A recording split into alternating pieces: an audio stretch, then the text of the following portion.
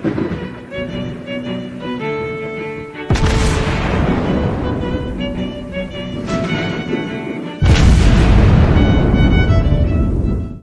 everyone, and welcome back to World of Warships Blitz with Terry. Today we're starting off the week with something a little unusual, because we'll be looking at a tier 3 ship. This isn't because I ran out of things to review, don't worry. There's going to be another high price, high tier premium coming up this week, and I'll be having a Yugomo review later on as well, but this gets back to a suggestion that was made on Discord and saying, hey, can we get actually a couple more lower tier reviews? And I usually tend to stick to around tier 4 because I feel like tier 3 is still the sort of territory you can grind over in a day if you're active with it. But the suggestion was, you know what, why not look at the St. Louis? And you know what, that is something that actually interests me, because the St. Louis was an interesting ship. Now, the St. Louis was technically classified in some places as a semi-armored cruiser. Somewhere between an armored cruiser and a protected cruiser. So this is all late 19th century, early 20th century stuff, mostly late 19th. So what is this business with protected cruisers and armored cruisers? Well, back in the day when actually engine-driven warships, which were iron or steel armored, actually became the mainstay of naval warfare. There was a race, as usual, between firepower and armor to deflect the firepower. And at the time, it was thought that for something like a cruiser, which has a very specific problem, because you can normally get things that are fast but not very well armored, or things that are pretty well armored but not very fast. And a cruiser needs to have speed and range, because the whole point of a cruiser is to cruise, to be able to reach the far-flung corners of your empire and show the natives who's boss, that sort of thing. So they couldn't just fit enough armor on these things to reliably deflect enemy shells. So the idea was, you know what, why don't we not armor the side, and instead we put a sort of what you would think of like a turtleback armor scheme. So we'll put an armored deck in there, just right at the waterline. We put all the sensitive bits below the deck, and then we just leave the sides pretty much unprotected. And any shell that comes in from the side, because, you know, plunging fire and stuff wasn't really a thing just yet at the time, but anything that comes in from the side or at an angle is going to be having a relatively shallow one. So even a relatively thin armor plate is probably going to be enough to protect the ship from incoming fire. At least the bits that react very, very badly to being shot at. The rest, you know, will just cross our fingers and hope that the amount of water getting in there is not making the ship actually sink. So, sort of like an armored citadel without the actual belt armor. And that would have been a protected cruiser. Whereas an armored cruiser would have been a cruiser that had a full set, as you would normally understand it, of armor. But it wasn't always really possible. So the St. Louis ended up being classified somewhere in the middle due to the fact that she did have belt armor and an armored deck. But it was comparatively thin, because she was, again, made for longer ranges and cruising duty. And the whole cruise liner or cruiser thing takes on a certain double meaning, because most of the time in her active duty during the First World War, she was either busy ferrying Americans from the US to Europe, or picking up Americans somewhere abroad and ferrying them back home again.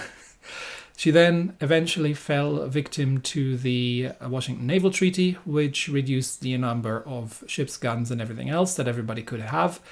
And the general idea was, you know, this thing is outdated, we're just going to scrap it. But yeah, if you look at it, it sort of almost looks like, I was going to say a cruise ship, but with guns in it. So we've got a bunch of casemate guns all around the ship. And other than that, we have something that looks a lot more... It's actually a relatively pretty design, in my opinion, almost. But it looks a lot more like a merchant ship or a cruise ship than what you would think of as a warship. So you are going up the American tech tree. So let's have a very brief look at the American tech tree of the cruiser line. You started out with the Chester at tier 2, and now you've made it up to the St. Louis at tier 3. And you're thinking you got the hang of things, and then comes around the Phoenix at tier 4, which is very, very different from everything else.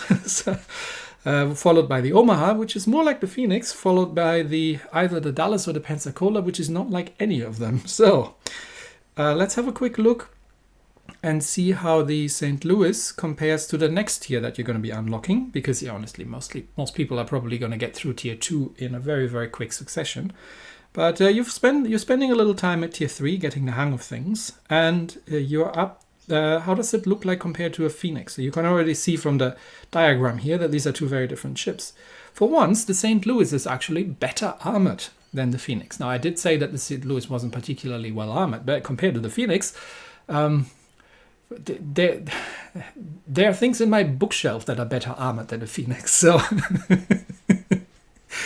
I would say in that regard, the St. Louis is practically sturdy. She's even got more hit points. But the big difference, as you can see, that the St. Louis is a very different age of ship or time of ship. That thing does 21 knots base speed, whereas the Phoenix does almost 10 more, or more than 10 more on base speed. Also, the Phoenix is significantly more maneuverable, and she has to be, because you actually need to learn to, dodge incoming fire, because battleship can and will make very, very short work of you. Both of them have 152mm or 6-inch guns. And while they're technically the same guns, the Phoenixes are a little better, which, given that it's a tier higher, makes sense. The St. Louis also has, I think this is 3-inch, 76mm secondaries, which the Phoenix does not get, and you won't see secondaries again until you reach tier 6. Instead, the Phoenix and her successor, the Omaha, get torpedo launchers. So at tier 4, you're suddenly in a very light cruiser that's more like an oversized destroyer or a destroyer leader, whereas here you're now still in a very much of a gun cruiser setup. Talking about setup, there's not an awful lot you can do.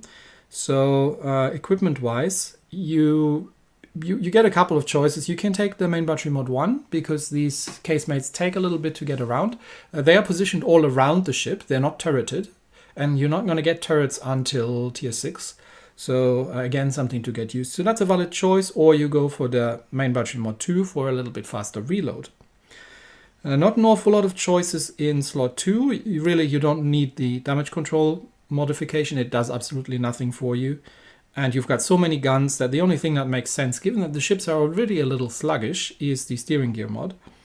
And in 3, again, the torpedo defense mod does absolutely nothing for you.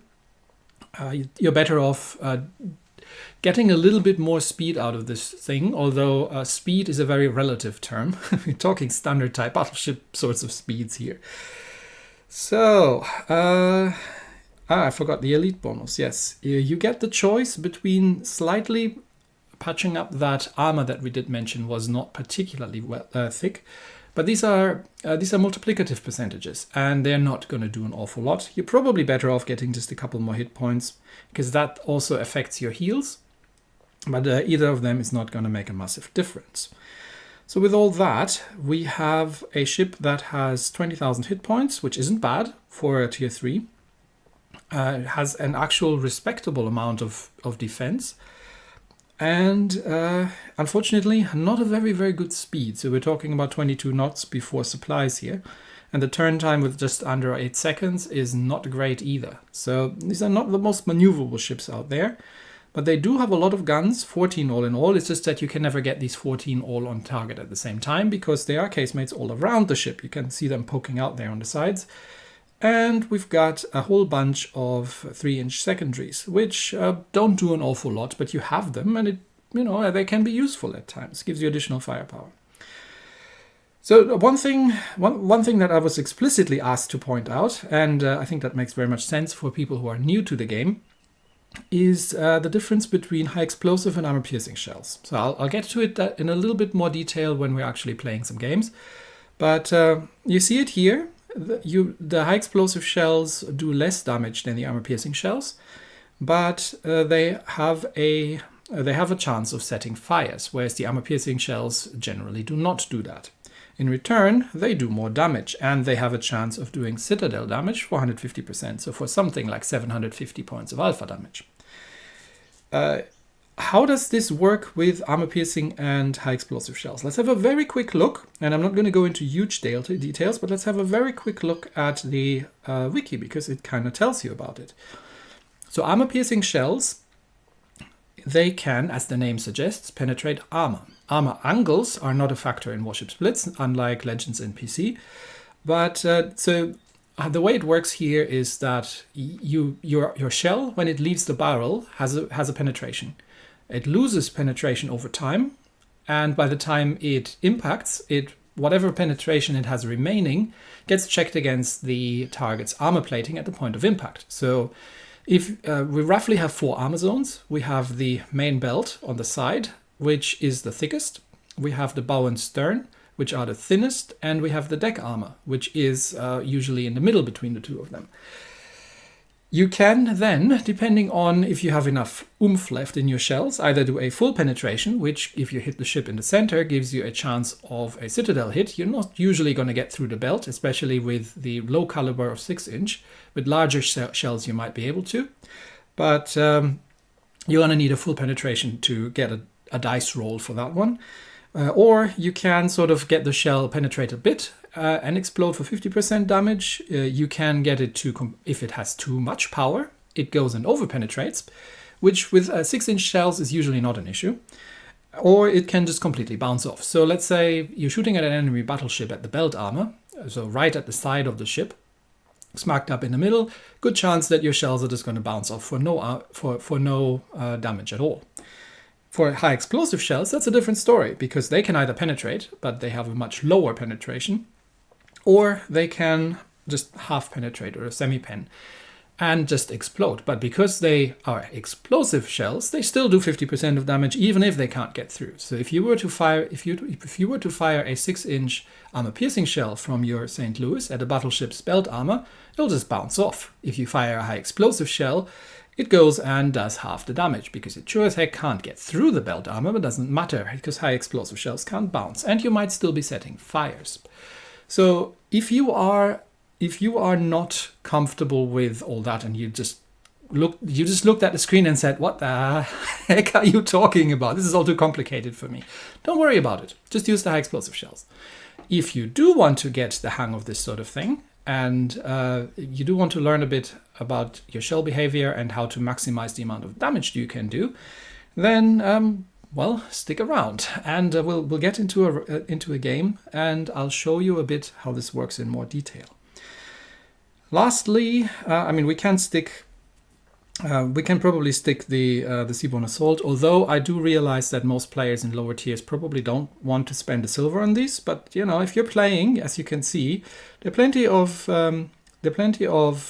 camos that you can fit on there that you get out of events or chests or other kind of things, and you effectively get free temporary camos, which also give you a nice boost, which this one does not. But just for general comparison purposes, I'll be slapping that on there.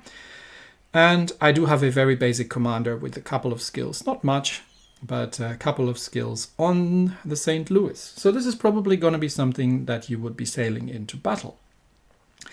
Oh yes, supplies. I usually don't mention those because I assume that it's always the same pretty much, and I assume most people got this down. But again, for tier 3, and if you're new to the game, you can fit supplies in your ship.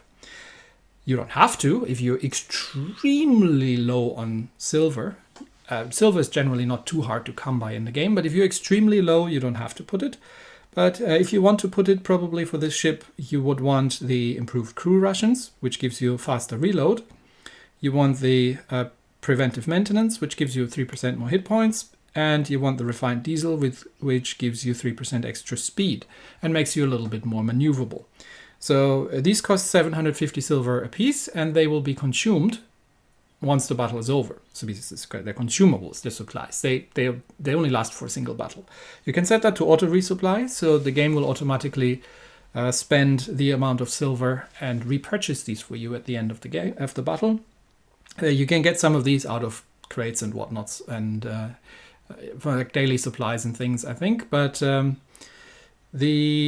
this is generally what I would recommend for most surface ships. Anything that's a destroyer or extremely low hit points or destroyer-like can trade the preventive maintenance for the high-grade coal. So anything that you need to be not so... You care more about not being seen than you care about your hit points. You probably want to take this one. And the rest, I mean, these two are for carriers. These are for planes. And the extra AA ammo, you really don't need to worry about that unless you have an extremely dedicated AA ship with very high values, somewhere at, I'd say, starting tier 8 upwards or something similar. So for lower tiers, just don't bother, because the amount of AA that you have, 3% extra, isn't going to make any difference anyway. So this is usually what you're going to be sailing, and then either for the preventive maintenance for something that doesn't care about concealment, or the high-grade coal for something that does. All right, now that we've covered all the angles, finally, let's get into some game. Now, one thing you're going to have to get used to, especially in these lower tiers, is that you'll be mostly facing enemy bots. And that can actually be a little difficult and a topic for its own. But in this case, that doesn't mean that the battles have to be boring. In this case, we are facing a South Carolina, a Weymouth, and a Frarang? I'm not sure I pronounced that correctly. I'm sorry, I didn't look that up before, and I'm generally not too familiar with these tiers. But it's a tier 3 Pan-Asian destroyer. So one thing that you will find that it really helps to learn for you, not yet at this tier, but going down further, is to know what these ships are capable of. So for example, that Pan-Asian destroyer has deep water torpedoes. Now, if you were in a destroyer yourself, he couldn't torpedo you because deep water torpedoes don't hit destroyers. But you're in a St. Louis, so it doesn't matter. And we are playing Sand & Sea, which is a fun map, but a very rapidly developing map. So you better get your head into the game very, very quickly. All right, off we go. And we are going to spot something almost instantaneously. The enemy team is going to spawn mirrored to us. So they're going to be in the southeastern edge of the map, in pretty much the same position that we're spawning in.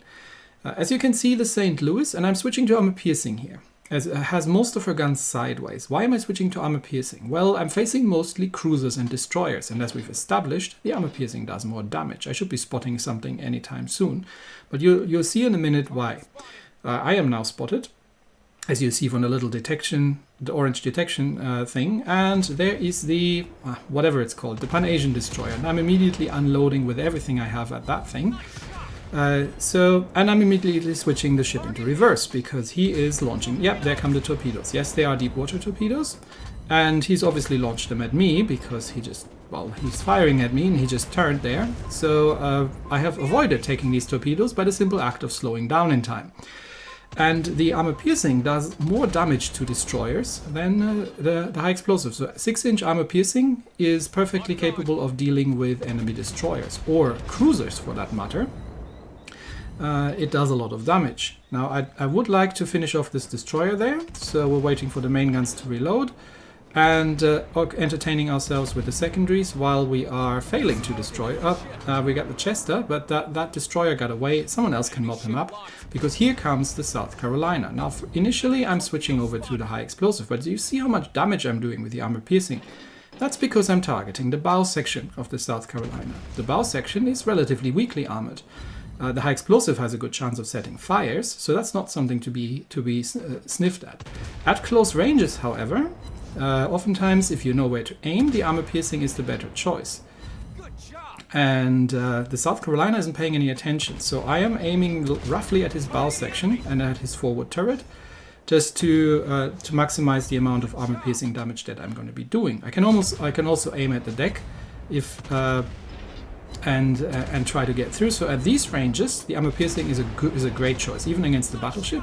At long ranges, you definitely want to fire high explosive because you can't target. But look at how much damage I'm doing, and this were the secondaries with HE, how much damage I'm doing with the armor piercing against the bow section of that South Carolina, who is not really paying, now he's noticed me, who's not paying the most attention. But now he has to turn his ship around, and he's trying to get his guns turned around, which is taking a long time. And there you've seen I've aimed a little bit too far back, and you've immediately seen the bunch of zeros hitting when I'm hitting the belt section. So I'm switching over to high explosive using my first heal, because the South Carolina now doesn't have any angles at me, so I'm getting an island between myself and him, and we'll see what he does. But keeping an eye on the general map, the enemy team is down to 2 ships. It's the South Carolina and that Weymouth over there, and I'm just waiting for him to poke his nose out. Presumably he's forgotten that I exist, because he's shooting at the bot over there. And again, armor piercing into the bow section is going to finish that ship off very, very easily. And that just leaves the enemy cruiser over there, and we've already won the game. So rule of thumb, armor piercing is great against destroyers. We're talking 6-inch here, St. Louis specifically. For different calibers is a different story, but armor piercing, 6-inch armor piercing is great against destroyers and against everything else at close range. At longer ranges, against armored targets like battleships, high explosive is the better choice, because again, you can't bounce it off. Or if you're just not too confident with your aim, and there the Weymouth is dead. If you're not too confident with your aim, then the high explosive is a valid choice all around. Like, you can just stick with a high explosive, that's fine. But in higher tiers, in order to maximize the amount of damage, especially if you play things like British light cruisers, you really have to learn where to hit things, because you don't get high explosive shells. Or with the Italian cruisers with their semi-armor piercing. And in the second round, the matchmaker was so quick that I didn't even get a chance to capture the opening screen. But it is a 2v2, same map and same ship, and we're facing an enemy destroyer. I think it was a Wix class destroyer, and I think another South Carolina. We will take a peek in a second here on the team list. Again, I'm switching to the armor piercing, because look at the enemy teams, mostly destroyers. Yeah, it's a South Carolina and that Wix over there. Keep an eye on the Wix class, because even at tier 3, you occasionally find people who know what they're doing. I mean, I'm right now at tier 3, but you don't usually find me at tier 3, because I don't usually grind those ships. Okay, well, there we already spotted. We've already got the first bot destroyer over there, and you can be reasonably safe from torpedoes, although they do have a nasty habit of sometimes sending out torpedoes. So we get the armor piercing loaded, and that would be very quickly the end of that destroyer. You can see how quickly you can end them. There's the Wix, which has already taken out the Chikuma. But that was a bot as well on the other side. So battles get very scrappy here very quickly. But that enemy destroyer on the other flank, it can maybe a little bit of a problem. So I'm gonna head back over and finish off that bot Chikuma over here. And as you can see, even against light cruisers like that, especially at ranges like this, the armor piercing is going to do a lot of damage, as you can see. And we should have that thing finished up in no time. There we go. That leaves the enemy bot St. Louis over there. But where did that destroyer go? There he is. No, that's not him. That's the bot destroyer. Still, I'm heading back to support my friendly battleship. There's the Dreadnought over there, tier 3 battleship, very famous thing. And I'm just heading over to support it, while the Wix keeps killing the bots on my team. And 2 of the bots are actually heading for the capture circle. Now the bots are not going out for the cap. They're literally just sailing around relatively aimlessly in the countryside. That bot is doing the typical wargaming bot dance, a celebratory dance of sorts, dodging shells and just spinning around in the countryside. But 2 of the bot destroyers are now in the enemy capture circle. I'm switching to high explosive. Why? There's the South Carolina. And that South Carolina has not played together with his friendly destroyer, but is coming this way. So this is technically the biggest threat at this point, because and I am firing high explosive at him in order to try and set a fire. There's the fire. Now, is he going to damage control the fire? Yes, he is. And he's not shooting at me. He's shooting at the Dreadnought, which is perfect. So now I'm going to do the technical term of what we're calling is to set permafires, so fires that he can't extinguish. So there's 2 fires that he can't extinguish because well, his damage control is on cooldown. Back to the armor piercing to deal with the bots, because the South Carolina is now not a threat, while the Wix the enemy Wix keeps massacring our bots over there and defending his capture circle. But the South Carolina is now sailing alone into 2 enemy ships, and that's generally a really bad idea. So also he sailed a long way around behind the island. So he effectively took himself out of the fight for, well, better part of a minute, giving the Dreadnought and myself some time to finish off the bots over here. And that's the Citadel damage I talked about earlier. Now back again to the high explosive, because ranged battleship, 150mm high explosive. And the Dreadnought says hello. So yeah, hello.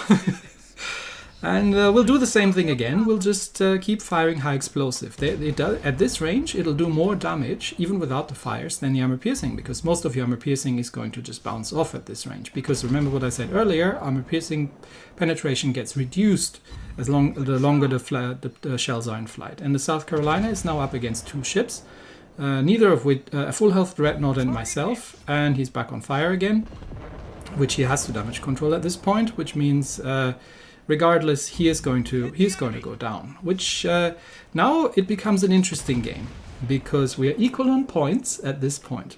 We have a cruiser and a battleship. The enemy team has a destroyer and a battleship. Now, cruisers are worth 70 points. Battleships are worth 80 points. So that battleship's worth more than me, and I'm worth more than a destroyer. And the Dreadnought has finished up the South Carolina, but not before taking a beating there.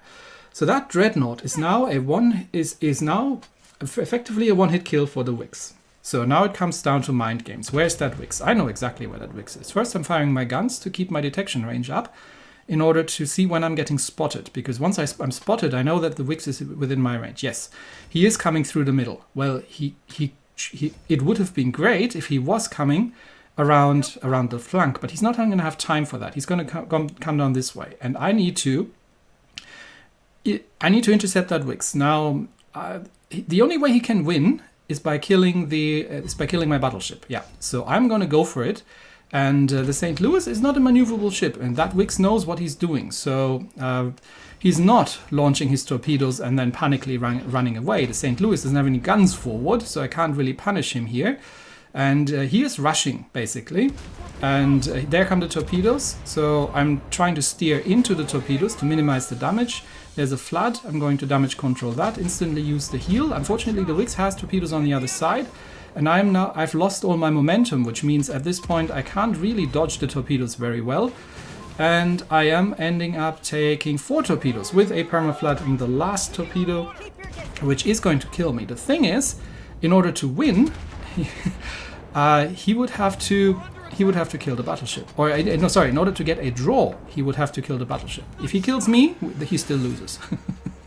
So he has managed to kill me, and well played to the Wix, but he would have had to kill the Dreadnought in order to get a draw, and that's why I went in for it and took it out. Now, this is not something you really need to master at tier 3, but it's a stark reminder that just because you're at tier 3, it doesn't mean that you're not getting skilled players who absolutely know what they're doing coming your way, and who are very, very much familiar with how to play things. Oftentimes, people do this to get missions done easily, and lower tiers are just easier. But if you're a new player, just be aware that just because you're in tier 3, there's no noob protection. You will occasionally be faced with enemy players, especially in destroyers. The things like the Wix and the Clemson are notorious for that, because these things have a lot of torpedoes that will make your life very, very unpleasant very quickly. So, the St. Louis, an interesting ship, and once you're done with that one, you're going to be in a very, very much lighter cruisers, and your biggest problem is not going to be destroyers, but enemy battleships or anything really that shoots at you. But it's an interesting line, and it's an interesting step on the line, and I hope I could give you a little bit of more general pointers around lower tier games, and how, despite the fact that they sometimes have more bots than anything else, they can actually be quite thrilling and tactical, despite that they're just 2v2 or 3v3 games. And that's it for me today. Let me know if you want to see more about low tier ships. I'm thinking of doing some destroyer play in lower tiers as well. But if there's anything specific in like tier 3, tier 4 that you would really like to see, do let me know, and I'll see what I'll do about it. So that's it for me today. Thanks everybody, and I will see you next time. Bye-bye.